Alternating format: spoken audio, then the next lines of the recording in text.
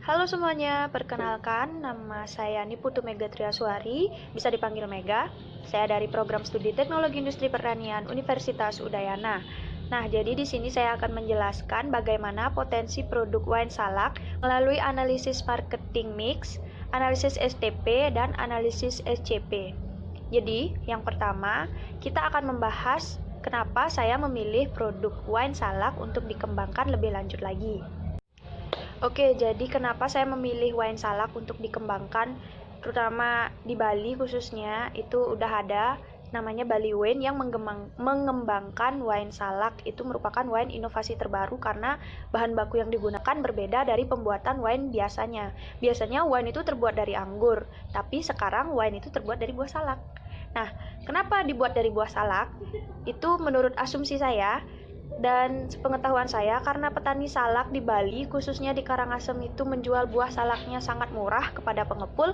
Jadi, untuk menaikkan daya jual buah salak itu sendiri, jadi dibuatlah wine salak. Karena kalau salak tidak diolah, itu pasti harganya sangat murah.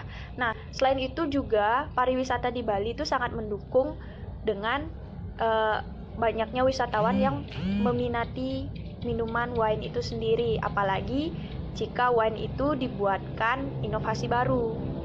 Oke, jadi untuk memulai bagaimana kita mengetahui perkembangan wine salak ke depannya di Bali, itu kita mulai dengan analisis SCP. Nah, analisis SCP itu sendiri yaitu ada structure, conduct, dan performance. Nah, jadi di sini analisis SCP itu bertujuan untuk mengetahui bagaimana gambaran umum perkembangan produk sejenis di pasaran yang ada di dunia, lokal maupun nasional. Nah, jadi perkembangan wine anggur itu di Bali cukup pesat, terutama dengan berdirinya PT Hutton Wine yang memproduksi wine di Bali yang pasarannya sudah mencapai internasional.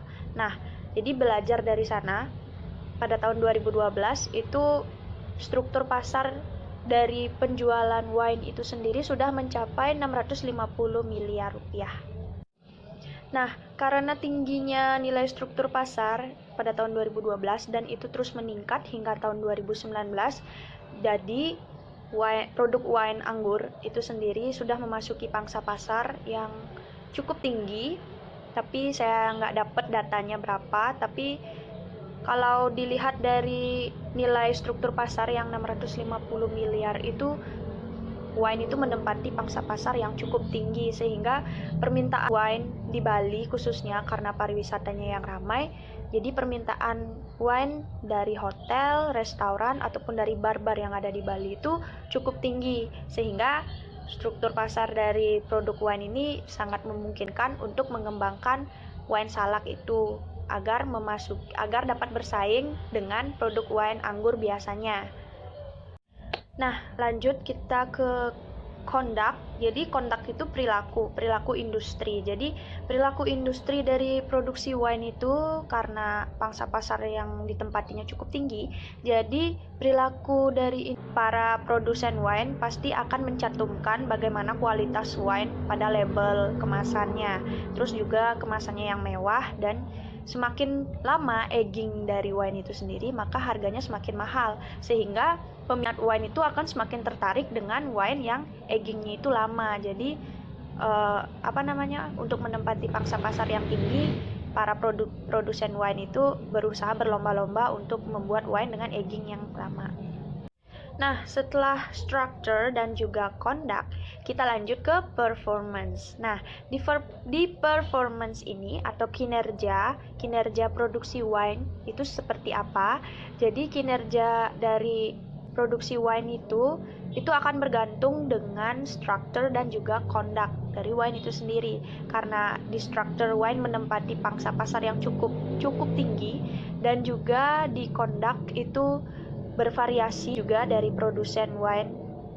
Jadi kinerjanya itu harus ada diferensiasi dan juga harus ada variasi yang akan menarik konsumen. Nah, jadi variasi-variasinya itu selain menarik konsumen, itu juga akan memberikan keuntungan bagi perusahaan wine itu sendiri. Nah, itu tuh tergantung dengan apa yang kita lakukan di kondak. Oke, jadi setelah kita lakukan analisis SCP, kita lanjut melakukan analisis STP terhadap produk wine. Nah, jadi analisis STP itu terdiri dari segmenting, targeting, dan juga positioning. Yang pertama yaitu segmenting. Jadi, segmenting itu merupakan pengelompokan pasar atau segmentasi pasar dari pengembangan produk wine itu sendiri. Berdasarkan sumber yang saya baca, segmentasi pasar dari produk wine itu terdiri dari geografis, demografis, psikologis. Nah, dari geografisnya itu pengembangan produk wine itu tidak akan berpengaruh terhadap iklim dari suatu negara ataupun keadaan geografis dari suatu lingkungan. Jadi, produk wine itu sendiri dapat didistribusikan ke berbagai daerah asal itu ada izinnya. Nah, lalu yang dari segi demografis dan dari segi psikologis itu produk wine itu tidak dinikmati oleh sembarangan orang. Jadi yang menikmati itu pasti dari kalangan atas dan juga dipengaruhi oleh gaya hidup mewah yang belakangan ini menjadi tren. Nah, kita lanjut ke targeting. Jadi di targeting ini kita menentukan target pasar. Nah, jadi untuk produk wine, terutama wine salak ini akan berorientasi terhadap spesialisasi produk. Nah, spesialisasi produk ini yaitu produk ini tidak sembarangan didistribusikan. Jadi, produk wine ini didistribusikan ke tempat-tempat tertentu seperti hotel, restoran, atau bar yang sudah memiliki izin menjual minuman keras. Nah, terus target pasar dari pengembangan wine ini yaitu terutama adalah wisatawan dan kolektor dari wine itu sendiri. Karena zaman sekarang orang yang menikmati wine itu adalah sama dengan orang yang menikmati seni gitu. Jadi bisa dibilang para penggemar wine itu ya orang-orang tertentu. Nah, lalu kita lanjut ke positioning. Jadi di positioning itu produk wine, terutama produk wine salak itu sebagai salah satu pioner yang merupakan produk wine dengan inovasi baru. Jadi produk wine salak ini nantinya akan menempati posisi yang cukup menarik peminat para penggemar wine karena ya merupakan produk inovasi. Jadi orang pasti akan penasaran dengan produk wine itu sendiri. Jadi dari segi positioning produk wine salak itu dapat bersainglah dengan produk wine biasanya di pangsa pasar. Nah, dan yang terakhir yaitu analisis strategi marketing mix dari produk wine salak. Nah, jadi di sini kita akan full membahas mengenai bagaimana strategi marketing mix dari perkembangan wine salak nantinya.